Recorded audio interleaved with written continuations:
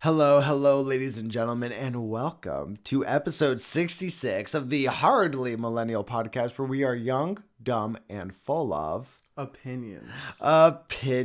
Ladies and gentlemen, it is with great pleasure to tell you that sitting across from you right now is my bestest friend that anybody's had, a brother, Christopher Trujillo. Hello, Chris.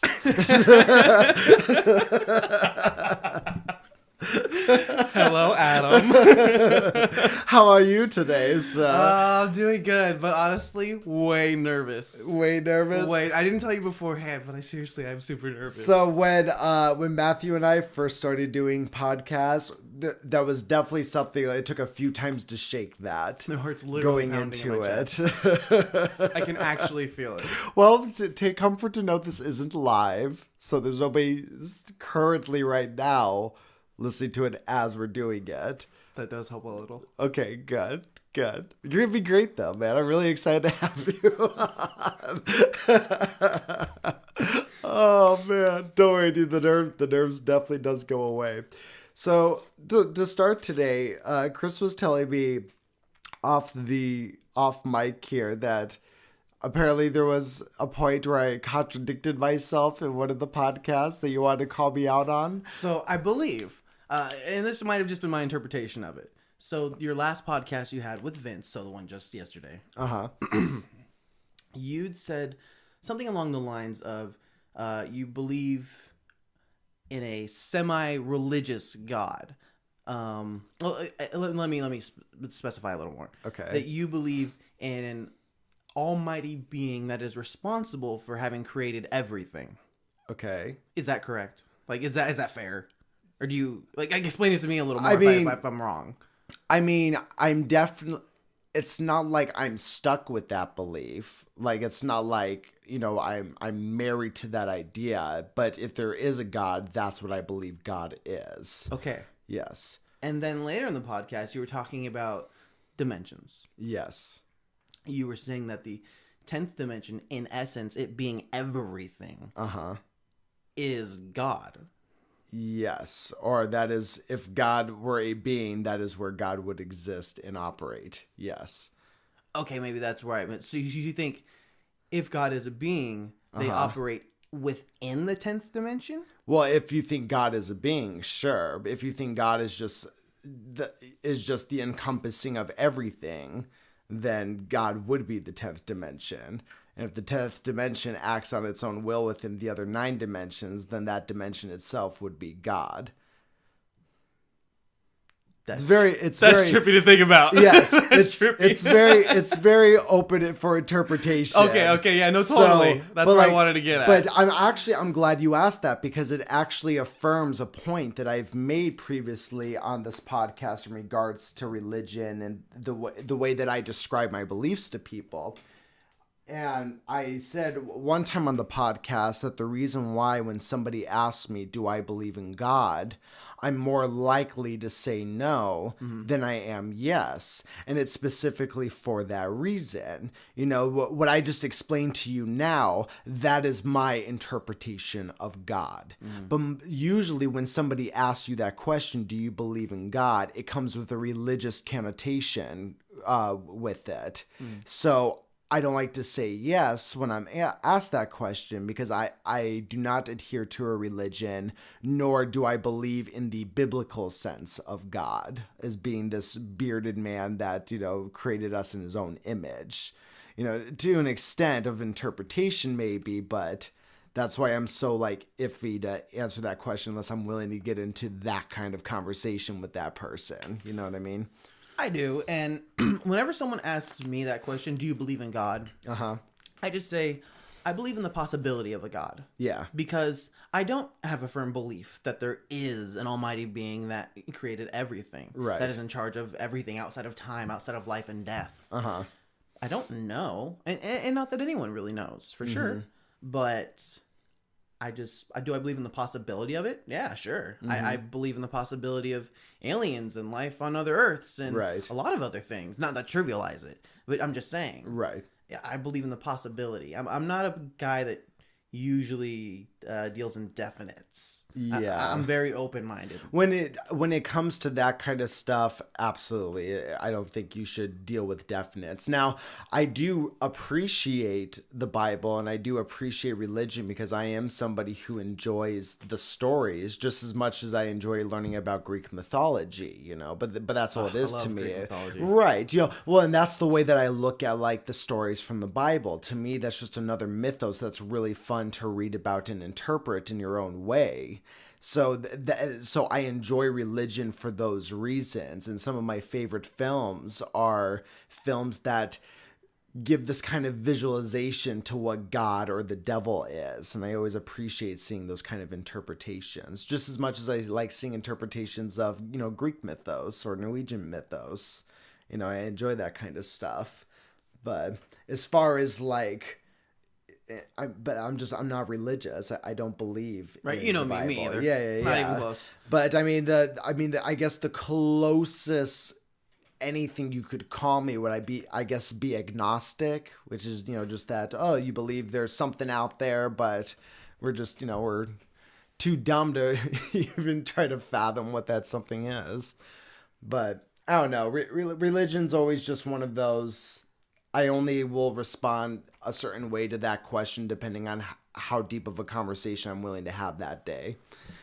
So, one that I've adopted lately, a title when people ask me. I actually got from some of my Swedish ancestors when they were visiting here. They brought it to my attention. Now I now identify as a heathen. A heathen? I do. And define heathen. Yeah, the definition has actually surprised me as well. A person who does not belong to a widely held religion, as regarded to those who do. That's it. That's all it is. Okay, there you That's go. all it is. Yeah. Now, back in the day, there were air quotes there, just in case you guys are wondering. That just was usually held to Christianity. Not higher religions, the more well-known religions, right, so to speak. But that's all it means. That's all it is. Mm-hmm. So, sure, yeah, I'm a heathen. Yeah. It's true though. Religion, it's like, there's always people who are the exception to this rule also, but it's always so hard to have conversations with people who are super religious too about these kind of beliefs that like I hold or that you hold, and it's just because they hold so strongly to theirs, you know. But the reason why I feel like beliefs like yours or I do better in this kind of world that we live in is because it allows us to live outside of a bubble, you know, where I think people like you and I are very willing to listen to all of the religious people, but none of the religious people are quite willing to listen to us all the time, you know. So I think it comes down to, are you willing to believe that you may be wrong? Right. And if you are extremely religious, not even have to be extremely religious, if you're just religious, you may be able to accept that maybe some of your ideals are wrong, or maybe just some of the things about your religion may be wrong. But you're never going to, the core of your religion, you're most likely never going to be like, no, yeah, totally. I can totally believe that's wrong. I can totally believe that my God is wrong. Right. That's never a thought that would cross your mind. Right. But I think in order to have any sensible conversation about anything, you have to be able to think, I may be wrong on what I'm saying, just as I'm saying this now. I may be wrong about needing to be wrong. Well, that's true. I mean, I do. That's definitely where my frustration comes in with a lot of people, you know, and I'm friends with a lot of people and not who religious, are very religious. And not religion specific. It comes across when you're talking to people on the internet, Facebook, everywhere. Yeah, with anything. I mean, you see that a lot with politics right now, you know, where there's a lot of people from both sides who aren't willing to even open the possibility that they could even remotely be wrong about what they're saying. And it's toxic. Look what the fuck it's doing. It's fucking toxic shit. I mean, that's why religion is so toxic also, though. I mean, all the wars and shit that have been fought over fucking religion over the years. I mean, but that's not, any worse than any other war has been fought over. Any war that's been fought over. Right. Someone's wrong, no matter what, right? I mean, to someone, no matter what side you're on, the other side's wrong sometimes. Yeah. Like, you know what I mean? Like, it doesn't... Yeah. no one's ever 100% right. Right. When it gets down to it. Right. I mean, that'd be my argument. War is just wrong. Usually both sides are usually just wrong in right. some way. A necessity, it hurts to say it, but I have to say yeah sometimes. Well, it's a necessity because people are just violent creatures. Right. That's just how we are. It sucks. Like, gosh, you and Vince are talking about the video. It's basically someone was being beat for 16 minutes. You were talking about. Yes. That's all the detail you need. But that. And it's just like, gosh, there are people that just wicked in the world or that detached from emotion. Well, like, yeah. What is it? And that was where I was saying, like, the morbid curiosity comes in. Because literally, people that do that kind of thing, I have to not watch it anymore. I used to be able to. I used to be able to have that morbid curiosity of, right. Let's just see it. Oh, it's so, it's taboo. I'm watching it. But now it makes me so... At first, I kind of feel sick to my stomach a little bit. And then I just get so furious. Yeah. Because I'm just like, these people like that make me want to be a bad person. It like Punisher status. You know what I mean? Yeah. I'm just like, I'd be okay going to hell for the rest of my life if it meant I got to rid the world of people like this. Mm-hmm. But and then it's like, oh, come on, never mind. Think positive. Well, what can you do to help the world? What can you? Come on, get off the negative train. I try. So as somebody who is morbid curious about a lot of things, I've given stuff like that a lot of thought. And I've reached conclusions that I do not think are very popular conclusions. But I think... Are ours ever. True. But I do believe it is a realistic conclusion. So let's look at a larger scale first, right?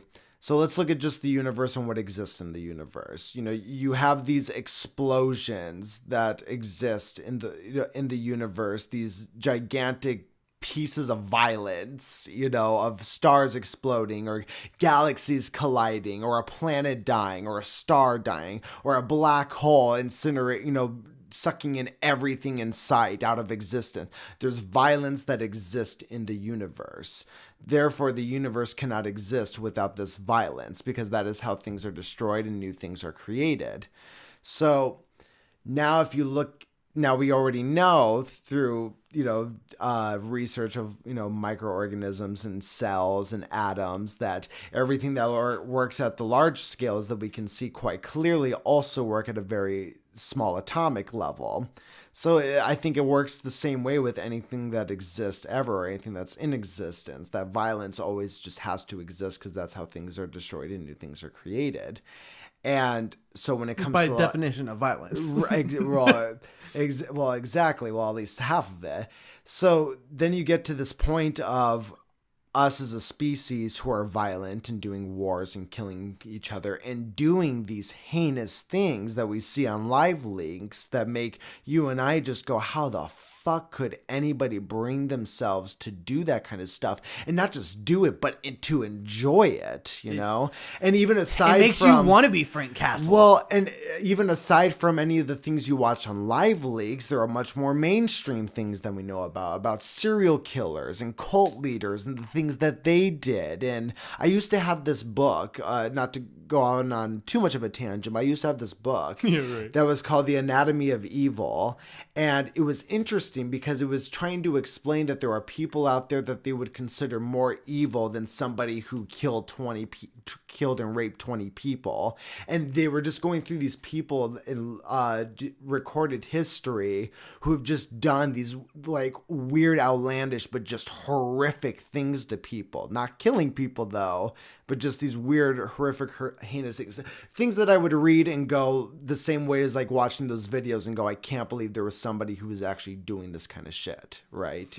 Right. So when I just to conclude here, when I look at all of those things that happen and I can't understand it, well, there's a lot of things that happen in the vacuum of space in our expanded universe that I don't understand either, but it does play a pivotal part in the role of the universe and why the universe is what it is and why we have the laws of physics and stuff that we do.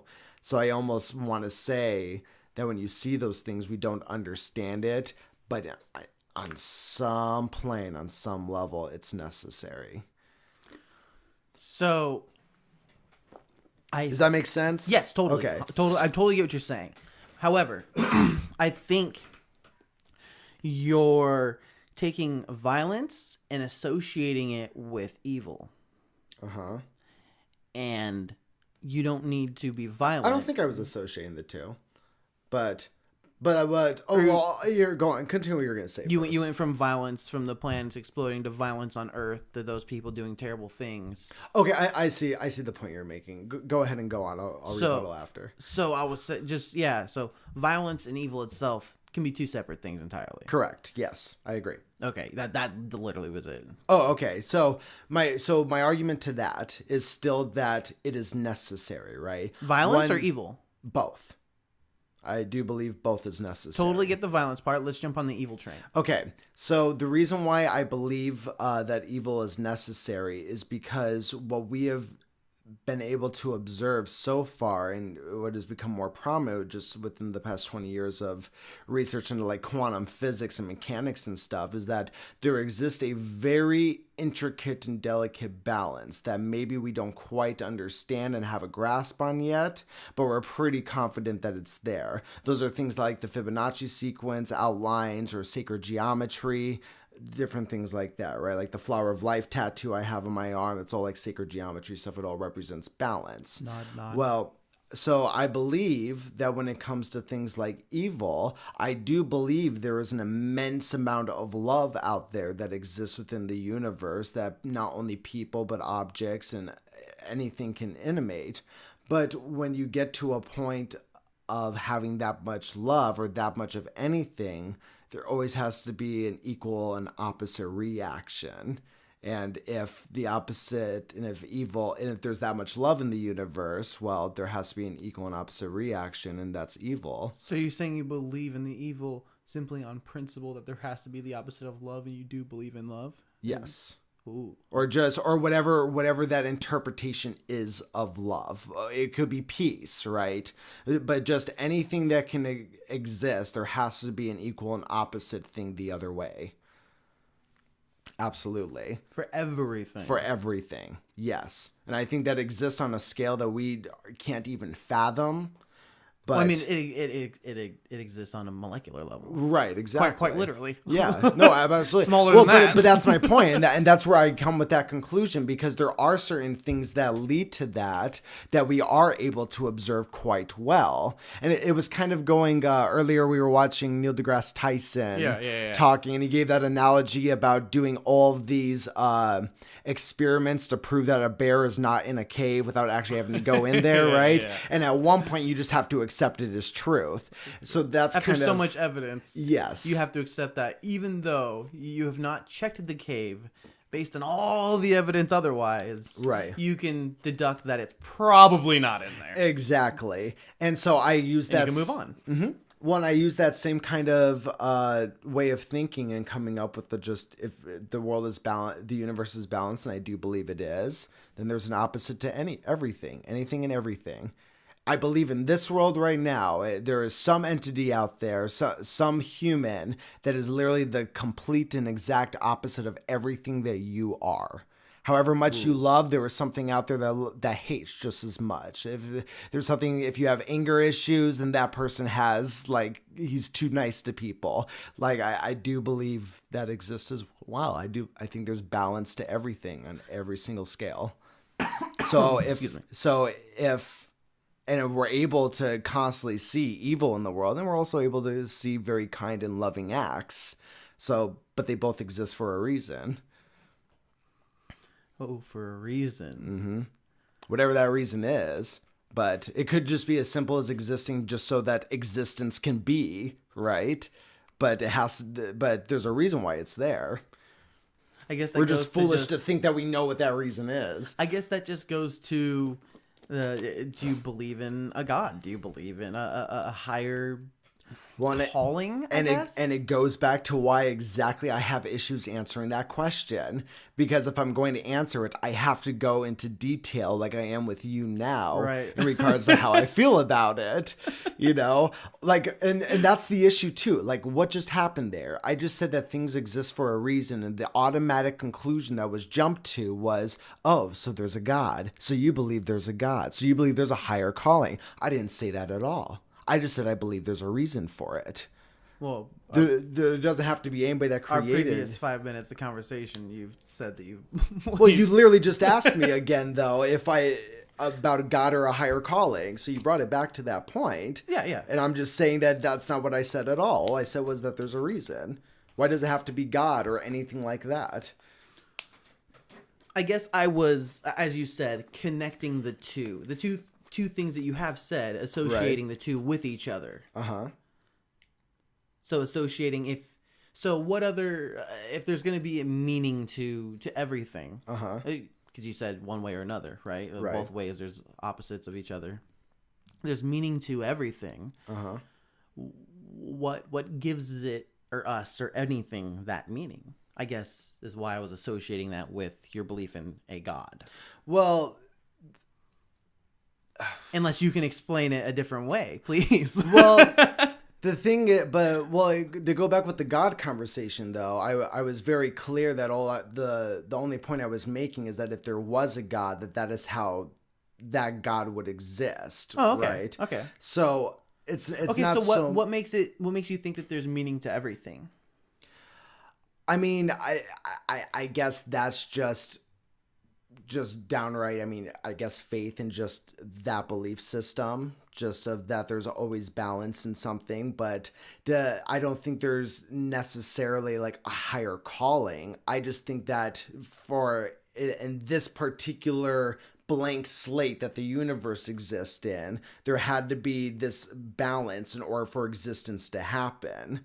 So if I believe that balance had to exist for existence to be, well, then I have to believe that everything that is in existence is there for a reason. So that everything that is supposed to happen, wants to happen, or needs to happen, or could happen, has the potential to happen. So there you go. You're getting into different dimensions there, Adam. that's where this mind operates.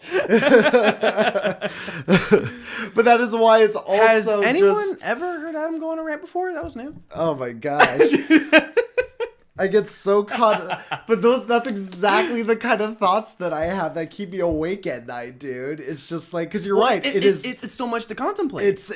But you're absolutely right, though. It's like, I worded it away like that because it truly is like multidimensional thinking. It's literally thinking outside of the box. But outside the box is. But yeah, exactly. But then that's why it's so hard, going back to the original point about even having a conversation with somebody who's religious about this, because everything that I've just said is me basically just going, I don't know, but it could be this, and here's why it could be this. I don't know, but it could be this, and here's why it could be this. That's no different than anyone else, really. Well, unless you're deeply religious, sure. Even when you're deeply religious, you're just taught to have faith, not to know. I would argue that most people, I agree with you, there are some people out there who are different than this, but there's a lot of religious people out there who it's not just faith anymore, it's they know. 100%. Well, Okay, so let me give you an example here. No, I totally get what you're saying. I do. 100%. Okay. I believe you. Go on.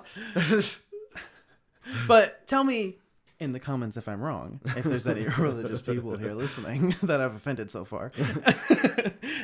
So it seems to me, if you're religious, it would seem wrong to say, no, I know this. Because it seems very clear that it's usually drilled into you that you're just supposed to have faith. That regardless of however much proof or not proof there is, it doesn't matter. It doesn't matter what you learn later. It doesn't matter what's told to you. But the fact is this about God, and Jesus your savior and yada yada. I guess I'm confused how you differentiate then having faith and thinking you know something, because having faith means you think you know that you are correct in your belief system. I don't think so most of the time, because a lot of the time, I don't even know if I should say, especially now, especially when I was growing up, I should say, and you and me, 90s kids. Right. A lot of the time you were indoctrinated into the religion. So Correct. You didn't have to believe or know or anything. You were just told, have faith. Right. So I didn't know growing up as a kid. And I obviously certainly don't now. But again, I'm not religious. So correct me if I'm wrong. But it's not told to you, like, you don't have to know. That's just it. You don't need to know. We want you to believe.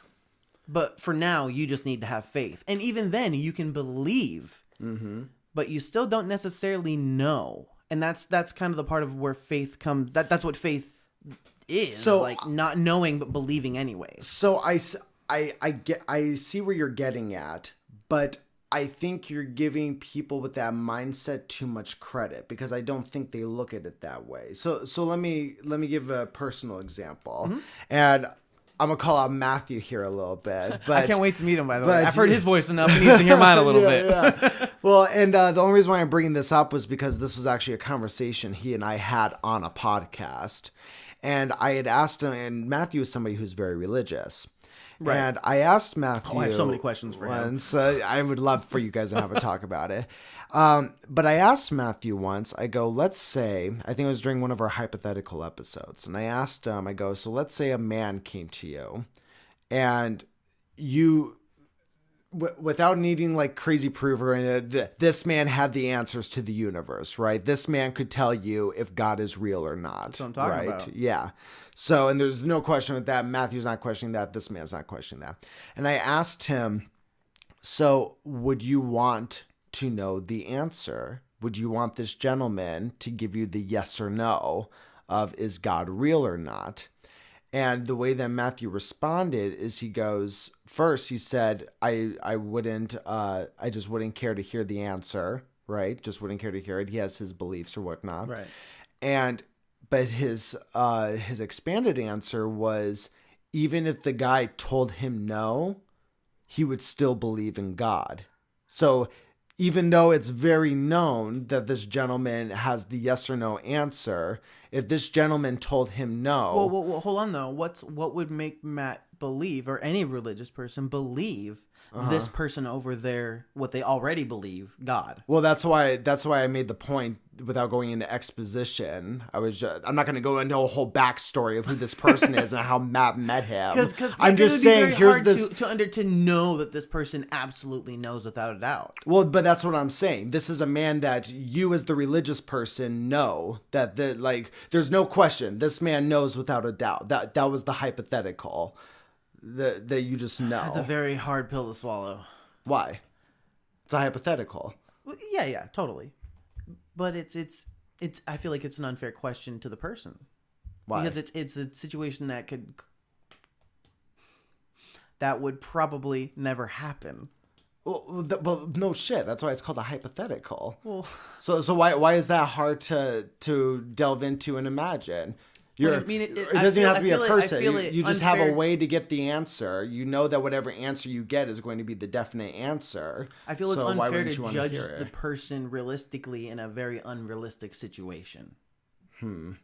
Well, I disagree. Because it's a fucking hypothetical. No, and I get that. Yeah. And I have no problem discussing hypotheticals. Right. I'm just saying I don't think it's fair to realistically judge the person for a very unrealistic situation.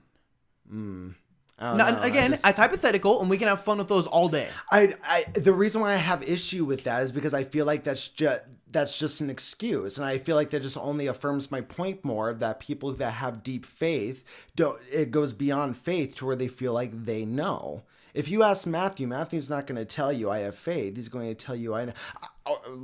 If you're fucking listening to this, I'm not trying to put words in your fucking mouth, Matthew.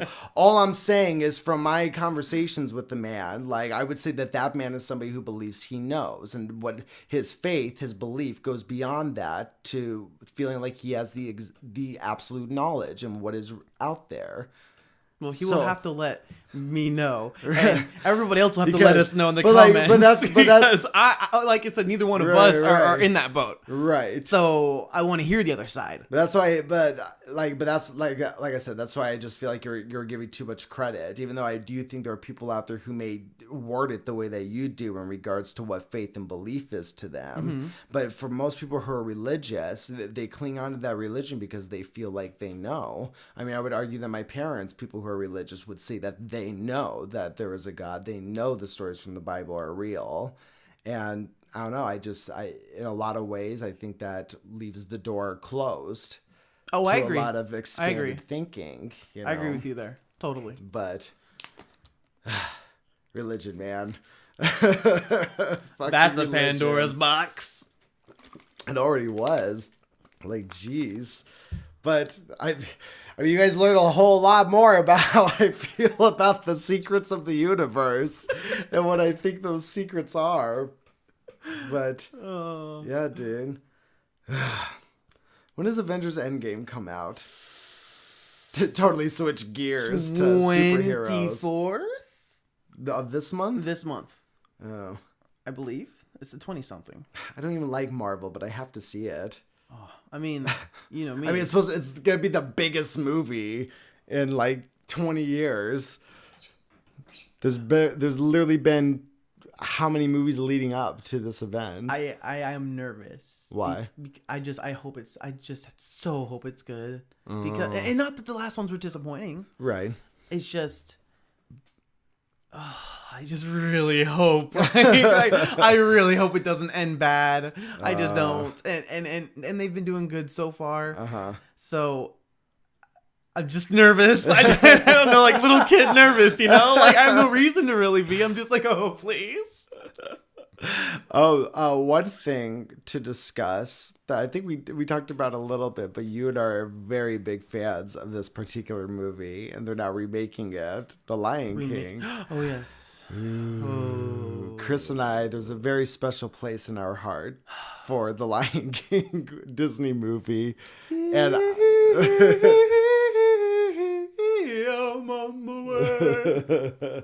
and I was very excited when this trailer came out. So, people might hate on me for this part. Okay. But I was not a fan at all of the Jungle Book live action. I wasn't that big of a fan. Oh, either, I thought I'm not going to bash on it, a bunch here, but I just was not a fan. Right. And almost anything about it. I honestly thought it was boring. I definitely thought it was boring. Yeah, 100%. I did not get into it at all. Oh, yep. Yeah, and I wasn't. It's like I really liked all the voice actors in the movie too. Oh, I loved the voice actors. I loved the computer animation on it. I didn't like their voice I know you acting. did it, which I find so strange because I feel like that's some of the best computer animation we've had in a very, very long time. It may have been because I was watching it in 3D, and I also don't like usually watching the theater 3Ds. So that may have been something to do with it. Right. But even taking the graphics part out of it, again, right. it doesn't change anything else. Didn't think it was entertaining. Yeah. Just did not enjoy it. So I was really reluctant about the Lion King live action. Right. Well, whatever, live action. Why is it even called live action now? It's not live action. It's still animation. I don't get it. What the heck? I guess because it creates the illusion of live action. I got your live action. Right. You couldn't see it, but I jerked off under the table. Tossed it in Adam's general direction. Oh, thank you. I always enjoy it when you do that. So I was not going to be excited for this movie. Sorry for that, folks. That probably peaked up a shitload on the microphone. Well, this is me and Adam. So I was not excited. Okay. But then I saw the newest trailer. And I cannot tell you the amount of times I got goosebumps watching that trailer. Oh my God. It's the dude. It's the music, man. Oh, I know, it was so good. It's always the moment the it hit. There were a few things that were changed, even in the trailer, and I was like, because I'm a stickler, you know. I'm stingy, even though I know, like, I can't really be. So one thing I wasn't sure about when I watched the trailer that still kind of bothers me, and it's just one of those I'll have to see the movie and see how it goes. I was not the biggest fan of what I saw of Scar. Yeah. Why couldn't they, if he's already animation, why couldn't they animate his mane, make him a little darker, give him his eyes a little more flare, the scar a little more? Well, and that's just it. And it's like, so when it came to that, I understood just kind of the mentality of like, as far as trying to create the illusion of live action, you know, that you're not going to get a lion that's, you know, orange with a black mane, you know? Yeah, totally. But you can make it a little darker. I agree. The part that actually bothered me, and it was actually one of the similar things that bothered me with the live action Aladdin trailer, was the voice of Scar. I did not feel that the voice of Scar was menacing enough, and it was the same way I felt about what I saw from Jafar in the Aladdin trailers. Yes, let's go get the lamp. Yes, exactly.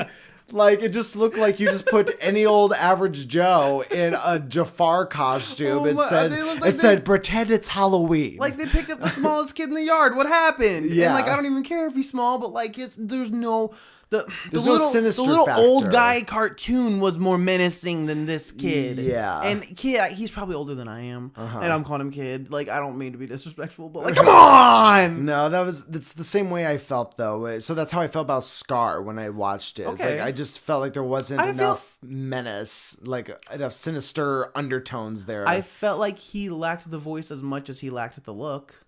Yeah, I'd agree with that. So I didn't feel like it was like too bad. I was just like, I can at least bite on it a little bit.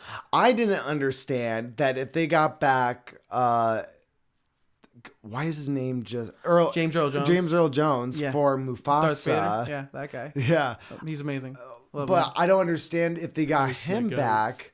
Why didn't they get Jeremy Irons back to do Scar? Yeah, I was really. I would have been cool. Like, okay, we got Mufasa and Scar back. Yeah. And then you can make everybody else different if you want. I was really hoping. I was really hoping. I don't know why. He's still alive. He's still fucking great. He still has the voice. I don't get why not. You know, so I don't know. That just bothered me. I'm like, actually, it's kind of funny because all the people that did the voices of the original, they're all still alive. They could have all literally come back and reprised their role. They only gave James Earl Jones the respect. They're like, we can let Darth Vader in. He's fine. And that's what's funny is like they literally got just him back. I'm like, literally the entire original cast is still living. Yeah, and you got everybody different except for James Earl Jones. The scene when he's like growing up during the trailer, the scene when he's like, I enjoyed that. Oh, dude, I am good feels. I am excited to see Timon and Pumbaa. Yeah, I invite, and I do like the two people doing the voices. I don't even know who they are. Seth Rogen is Pumbaa. That's you know, I might be okay with it because I don't generally like him in movies, but I've liked him anytime I've seen him in animated stuff. I think he'll do well also. As far as like his voice fitting a very realistic looking warthog. Totally. Like I hope I don't hear too much Seth Rogen, which I know is a lot to ask from Seth Rogen. Right. but you know, whatever. We'll see what it is. Well, and the one doing the voice of Timon, who I don't think you'll know at all, but his name's Bill Eichner. And he's like a B actor right now. He's done like appearances on different shows. He was on Parks and Recreation for a little bit. Okay. And but like if you listen to his voice when he speaks, you'll listen to it and go, okay, that makes sense why they would cast him as Timon. Okay. Like he just has that. He doesn't have a voice quite like Nathan Lane, who voiced him in the original, but it's different enough and more like higher pitched and everything to where it's like, okay, if there was going to be a modern day Timon, that would be the modern day Timon. Okay. And I think Beyonce does the voice of Nala. Really? Yeah, she does the voice of Nala. Donald Glover does the voice of Simba. Okay. So, and I'm trying to think. I don't know. Little Simba or Big Simba? Big Simba. Who's Little Simba? I don't know. I think some nobody. Same thing with Baby Nala. Huh. I don't think they're anybody noticeable. Some nobody. But then who is it? There's I don't think I know of any of the other voices. Jackass they picked up in the park. Jackass. I always think about that with the older Disney movies because you always like I know in the original Lion King we know that the kid from Home Improvement did the voice of Kid Simba, right? Mm-hmm. But he didn't sing as Kid Simba. Right. So, but there was another child who did sing as Kid Simba, who you hear every time you're listening to the soundtrack or watching the movie, and nobody knows who the fuck he is. It never will. None of you are going to look it up. I will. Now I'm curious. I know you will. Yeah, well, only my favorite Disney movie. So. But that's just what's funny. And you know who Big Simba was in the cartoon, right? What? You know who Big Simba was in the cartoon, right? Oh, yeah. Matthew Broderick. Ferris Bueller. Yeah, Ferris Bueller. Yeah.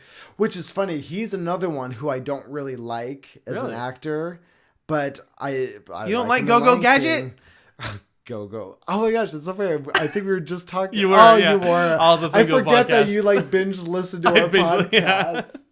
So Chris has a job in which allows him to just put on headphones and just listen to whatever he wants. So he's been informing me that he's been listening to the podcast, just binging them. Yeah. So he keeps bringing up things to me that I don't even remember talking about. It's like, no, you talked about that in episode 14. I'm like, oh. Actually, I don't know if I've seen that one or read that or listened to that one. I think I stopped at 10, and then I started back at the top. To just start at current, you know? So if you started you said you were starting from the top and you've been going down, right? Yeah, but every time a new one came out, I listened to that one first. Right. So where are you on the list then if you're going down? Dude, I don't even know, but I've got to be somewhere at maybe the high 30s. Okay. So you're getting there. Right, and then I've read all of those are wrong. Words are hard. So I have listened to, up to 10. So a few in there I haven't heard. Like I said, I still want to listen to the St. Patty's Day one. Yes, where Justin and I get drunk and then forget that word. I gotta listen to that one still, so that's gonna be so. Let me tell you, that is one of the coolest experiences with doing this podcast is especially when you're 66 days, in to doing a podcast every day and you go back and you listen to some of these and there's really this point of reminiscing now of we'll definitely do podcasts sometimes and when we end the podcast we'll be like, that was a good one. That was gold. That is the reason why you podcast is for conversations like that. But then we'll have other podcasts where we'll stop it and we'll be like, well, it's a podcast. It's talking for an hour.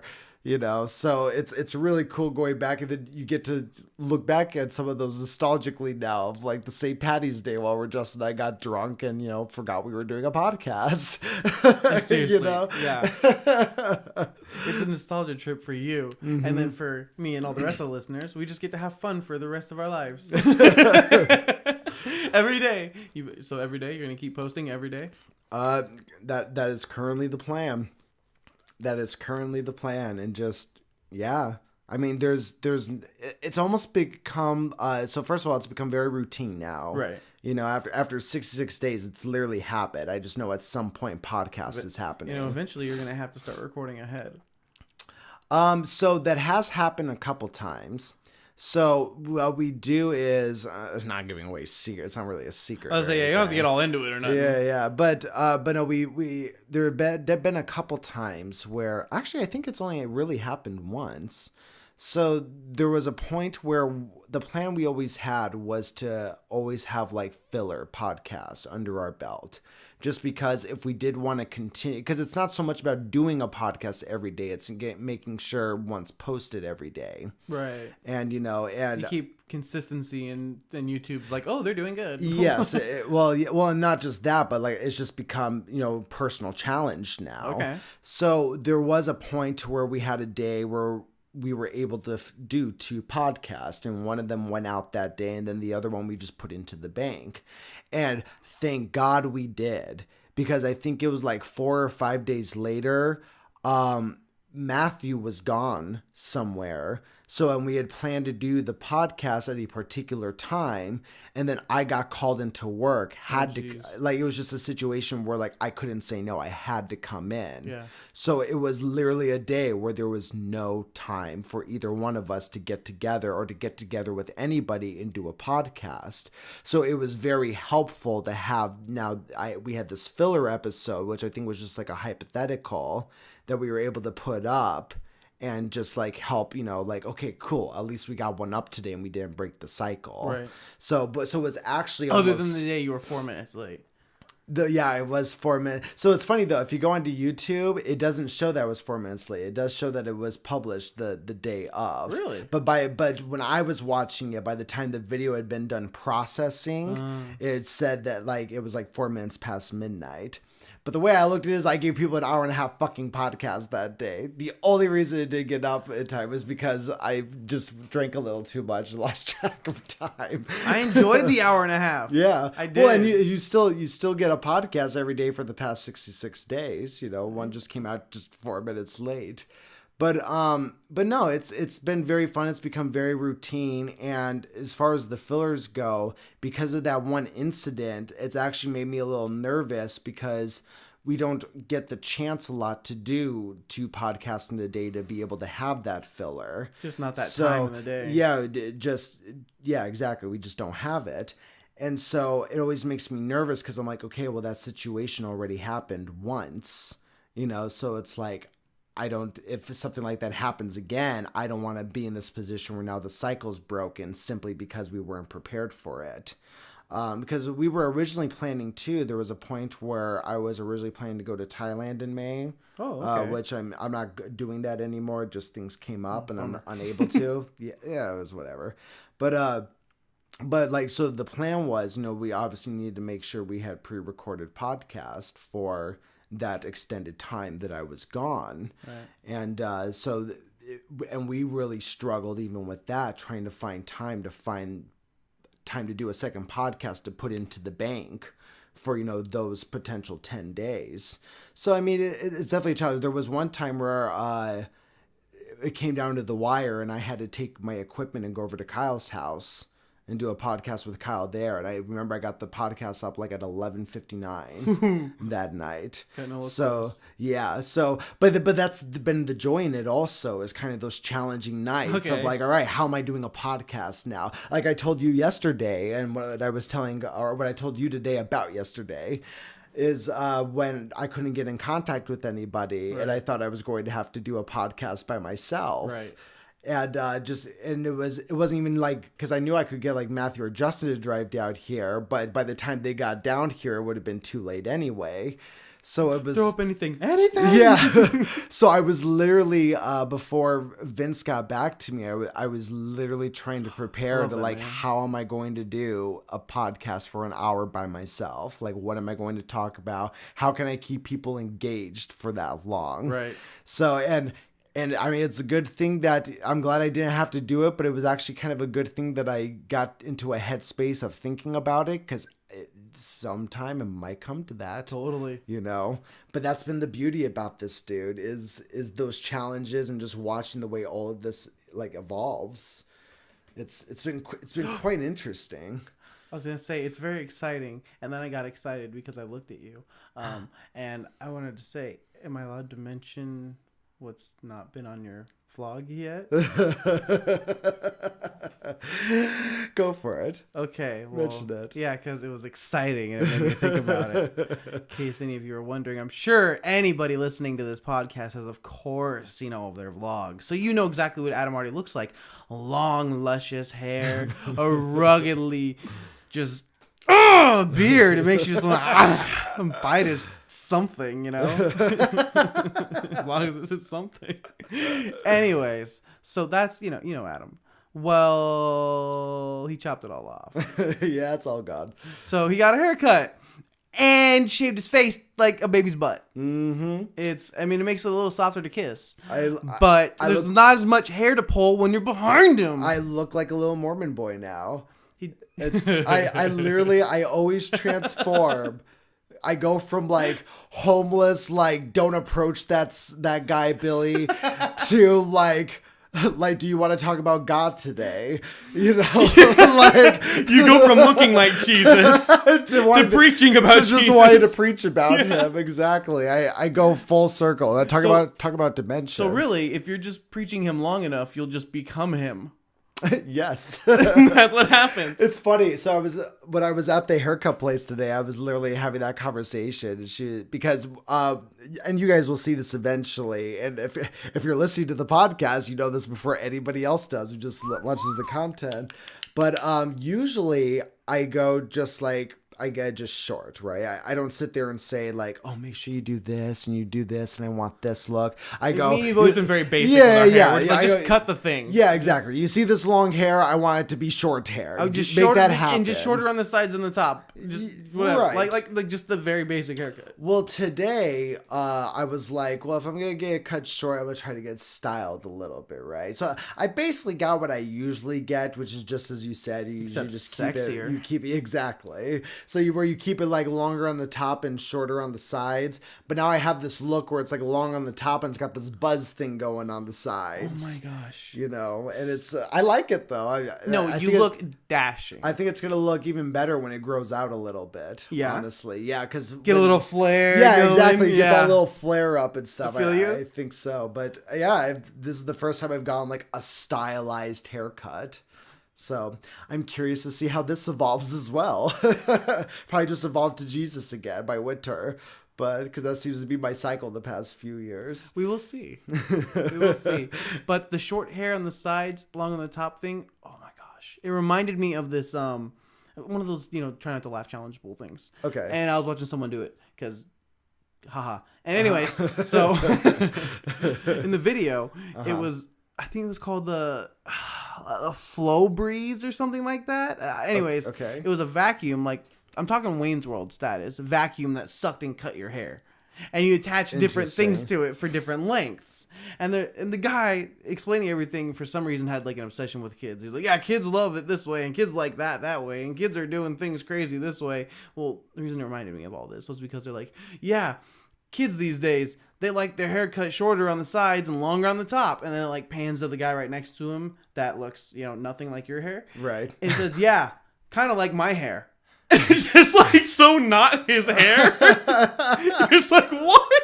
What are you talking about, old man? And it's such a like old like early 90s commercial. Right. That grainy kind of look. People wearing like just not good clothing. It's so funny. I go back and sometimes I'll come across those videos on Facebook or whatnot. They'll be like, 90s kids remember.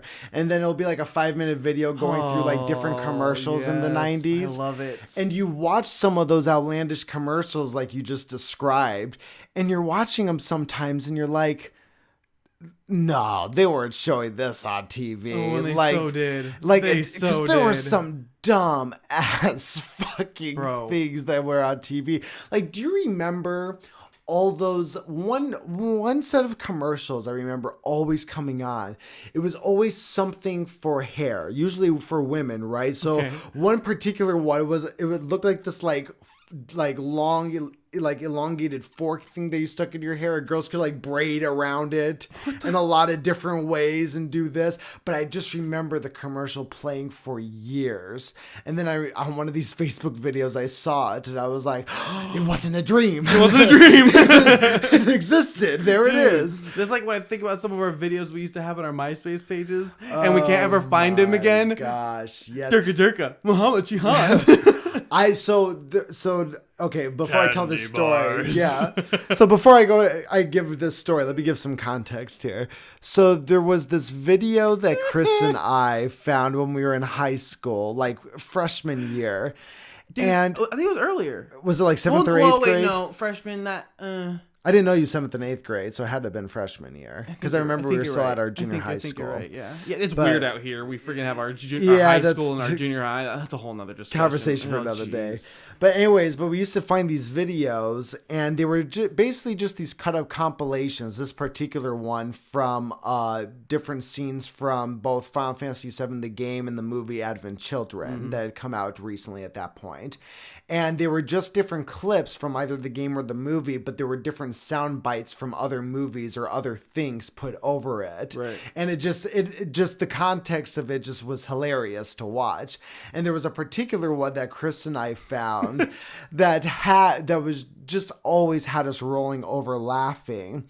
And there was the story I was going to tell was there was a point where I remember thinking about that video, Chris, and I went on a fucking hunt. I've done it a few times. Let me tell you, dude, I spent a good 3 hours just on my laptop, just going through every little fucking resource I could think of to try to locate that video. I went to the dark depths of YouTube, man. I went to videos that should never be seen by anybody, and I just could not find it. I even tried going back into my old MySpace because I remember it was originally posted on my MySpace wall, bulletin, whatever it fucking was on MySpace then. And I couldn't even find it there. But what's funny is I did find traces of it. Oh. So I would find for whatever reason, old URL code and stuff in your Java? Not the URL code, but I would find when I would be going through the comments, I couldn't find any videos that were being posted by you or I in regards to that video being posted. Okay. But I found the conversation thread that you and I used to comment under the video. Oh. So I remember... But the video wasn't there anymore. But the video wasn't there anymore. But it didn't even have trace of a video. So it wasn't even video no longer available. There was just nothing there. It was just our conversation. So... Usually it at least is 404 or something. Yeah, nothing like that. So, but I'm sure that's just a side effect of MySpace, this was years after they had, redone their website and shit a billion times. Yeah, exactly. But this shit was so cool back in the day. That was the only trace I found. I was one of the later ones to go on Facebook, dude. Because Facebook or MySpace? Facebook. Oh, okay. So I went onto I had MySpace, and I instantly fell in love with MySpace. And we had our alts and our RPs and everything. Oh gosh, gosh. Hold on. Alexander Cole and Evan. Okay, well, now we have to offer context on what that's about. Okay, so one thing, and I'm sure there's people out there that still do this, and they probably do it on a much grander scale now. There's straight up websites just for that now. Yeah, I think we found one for the anime fairy tale once. Probably. But anyways, there was something that people used to do on MySpace that Chris and I enjoyed doing quite often that was called RPing. Roleplay. Right? Yeah, roleplay. And the particular role play we're talking about was, anime characters. Everybody was an anime character. But the reason why, at least I personally enjoyed this so much, wasn't just the interaction that you got to have creating this character, this alter ego, and interacting with other people's alter egos on these chat forums, but... in these fantasy worlds of whatever that anime was and stuff sometimes. Yeah. But what I really enjoyed about it was not only did I create a character, I created a bio, a backstory. Oh, but it was just so fun. I loved to Photoshop too. So I loved to take old anime pictures. Remember, I would make I'd make them change all their hair, change their eyes, whatever. Yes, and I would do it for your character, my brother's character at the time. Totally. Oh, it was so good. But yeah, that was all on MySpace. And the reason why I was so late to get to Facebook was because one thing that really deterred me from getting a Facebook was the fact that you couldn't decorate your page. That's what I always loved about MySpace. It was truly you could do whatever you could. Facebook was too adult at the time. Yeah, well, and I mean, it still is. We all just start using it because it became email to where you have to have one almost. It's pretty much required now. Yeah, exactly. Like when you try to get a job, they search your Facebook. Yeah, but when I got my job now, that's normal now. My boss at my work is very open about the fact that she Facebooks everybody who interviews for the job, which rightfully so. I would do the same thing every time we hire somebody. I'm like, all right, who the fuck are these people? What am I dealing with here? Dude, I'm just the opposite. I don't want to know anything about you. Leave me alone. Really? I'm just do your job. Are you doing your job? Yes? Cool. We're good. Let That's me all I tell need to you, know. that is a new way of thinking that I have just recently adopted with not just my job now, but just jobs in general. Because I'm just like, and it's really just more so because I have so much going on in my personal life, to where it's like I just don't have the energy, Right. to I need to allocate my energy create appropriately. relationship here. It's like I should just go to work, do the work, go home, and do what I want to do, you know? Especially when you have to work with people you don't necessarily like or appreciate or whatever it is. Well, it's just like I'm at work to work. I'm at work Yeah. to make my money, get out so I can go do the rest of my life. Yeah. That's why, yeah. So and I'm not saying I don't need. I'll be friendly, totally. But like my goal is not I'm not here to make friends. That is not my goal. If it's a side effect of working here, cool. But it's not my intention. My number one priority is doing my job. See, and I think that's where like the lines got blurred with me at one point in my job history. Whereas like I definitely got to a point where I was like, ooh, meet new people, which was fine because at the time that's what I needed. You know, I needed to meet new people. But now it's like, okay, like I'm in that better space now. Like I just need to do my job, leave, and meet people elsewhere now. You know what I mean? I think that's where a lot of people blur those lines. Yeah, well, I think that's where a lot of lines get blurred in jobs, and I think that's why you have good managers and shitty managers. And a lot of the time, shitty managers are people who I think blur that line also. And when it comes down to it, no matter how friendly you are with an employee, you know, if there comes a situation where policy's not being followed or they're getting screwed over because of a shortcut or something that somebody else decided to take because you were being nice as a manager, well, it's just a snowball effect. yeah, at that Nothing point, about at any that of that point, is good. at that point, anything that you may even remotely call friendship between you and that person doesn't matter now. You know, so it's like it just shouldn't matter in the things. first place. It just complicates things. No, I 100% agree. Well, we are at our hour, sir, and it is starting to get hot in this room. Well, we are both in here, so These are good points you make. I mean, These are the very paint good is points literally you falling make. off the walls. It's like, oh my God. All right, guys, thank you so much for listening to today's podcast. And I'm very happy you guys all got to finally meet Chris. I've been trying to get him on a podcast for a while. Just time frames haven't matched up, and I've been trying to just gradually get people on here. And then one day when we're able to do 4 people on a podcast, there's going to be some interesting podcasts that happen at that point that I can't wait. Until you're a part of. Dude, I'm for already sure. I'm already excited. Dude. Good, you should be. I am in my pants. All right, guys, really quick, just remember to follow us on all the social media platforms. Also, keep in mind, we do have a Patreon, www.patreon.com/Hardly Millennial. And any final thoughts, Chris? Well, Adam, sir. Yes. It's weird. I don't ever call you by your name this often. It's just Yeah, like for some stop reason, it. like we're on a podcast. I don't call you by your name. So like, hello, Adam, the man sitting right across from me. I just wanted to say thank you. No, seriously. It's nice to finally be here. Nice to talk to the people. It's just nice to be a part of it all. So Yeah, dude. I appreciate it a lot. I've had fun, and I can't wait to be back. Yeah, dude, I can't wait to have you back also. How are the nerves now? Have you felt better after an hour? Oh, yeah. Totally good now, especially after an hour and like a couple minutes. Yes. That's what does it. It's true, man. All right, guys, have a lovely day, morning, afternoon, whatever it is for Just you. enjoy it as much as you enjoyed this podcast. Yes, absolutely. Bye-bye.